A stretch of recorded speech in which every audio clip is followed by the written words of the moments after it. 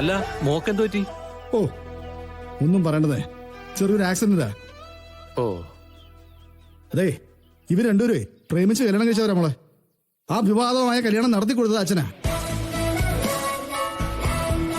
ബാക്കി ഡീറ്റെയിൽസ് ഞാൻ പിന്നെ പറയാം. ഇവരുടെ ഒരേ ഒരു സന്തതിയാ ഈ നിൽക്കുന്ന ആനന്ദ്.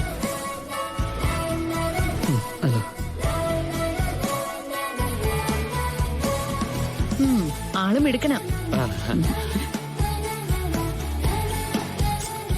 എടാ അനിയൻ സാറ്, ഞാൻ നിന്നോട് പറഞ്ഞിട്ടില്ലേ? പലപ്പോഴും ഞാൻ നിന്നോട് പറഞ്ഞിട്ടുണ്ട്.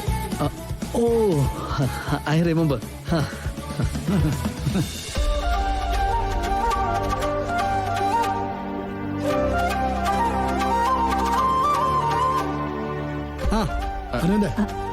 ഇത് ശാന്തി, എന്റെ സ്വന്തം അനിയത്തിയാ. നമസ്കാരം. പിന്നെ ഇത് മോളിക്കുട്ടി, എനിക്ക് എന്റെ മോളെ പോലെ തന്നെ. ഒരു മാറ്റമല്ല എനിക്ക്. പണ്ട് കാലത്ത് ഇങ്ങനെ തന്നെയായിരുന്നു. ചുറ്റിനൊരു പടയുണ്ടാവും, അതും എല്ലാവരും വേണ്ടപ്പെട്ടവരും. ഞങ്ങൾക്കൊക്കെ അസൂയായിരുന്നു എന്നോട്. അപ്പോ എല്ലാരും പരസ്പരം പരിചയപ്പെട്ട സ്ഥിതിക്ക് നമുക്ക് നേരെ എന്റെ വീട്ടിലേക്ക് പോവാം. അവിടുന്ന് ലഞ്ചൊക്കെ കഴിഞ്ഞിട്ട് നിങ്ങൾക്ക് നേരെ ഹോട്ടലിലേക്ക് പോവാം. അയ്യോ, ഇന്നത്തെ ദിവസം ഒന്ന് ഒഴിവാക്കണം. ഓൾറെഡി എന്റെ ഒരു ബന്ധുവിന്റെ വീട്ടിൽ ചെല്ലാന്ന് ഞാൻ പറഞ്ഞു പോയി. ഡിസ്റ്റന്റ് റിലേറ്റീവ്സ് ആണ്, പക്ഷെ വാക്ക് പറഞ്ഞു പോയില്ലേ. ഓക്കെ എന്നാ, അപ്പൊ നമ്മൾ നാളെ കാണുന്നു. എന്തായാലും പിന്നെ ഓക്കെ.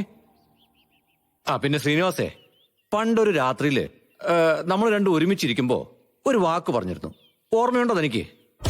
നമ്മൾ തമ്മില് കാര്യങ്ങൾ ഒരുപാട് പറഞ്ഞിട്ടില്ലേ, പക്ഷെ നീ ഉദ്ദേശിക്കുന്ന എന്താണെന്ന് എനിക്ക് മനസ്സിലായില്ല. വേറൊന്നുമല്ല, നമ്മുടെ വിവാഹം കഴിഞ്ഞിട്ട് ഒരാൾക്ക് ആൺകുട്ടിയും മറ്റേ ആൾക്ക് പെൺകുട്ടിയും ജനിക്കുകയാണെങ്കിൽ അവരെ തമ്മിൽ കല്യാണം കഴിപ്പിച്ചാലോ എന്ന് നമ്മൾ ആലോചിച്ചിരുന്നു.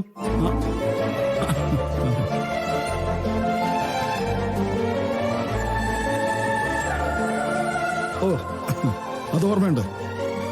ഓരോ കാലത്തിലും ഓരോ രീതിയല്ലടോ. അപ്പൊ പറഞ്ഞ പോലെ നാളെ നേരെ അങ്ങ് വരിക. എന്റെ വീട്ടിലേക്ക് പോകണമെന്ന് ആരോട് പറഞ്ഞാലും മതി, അവര് കൊണ്ടുവന്നാക്കി തരും.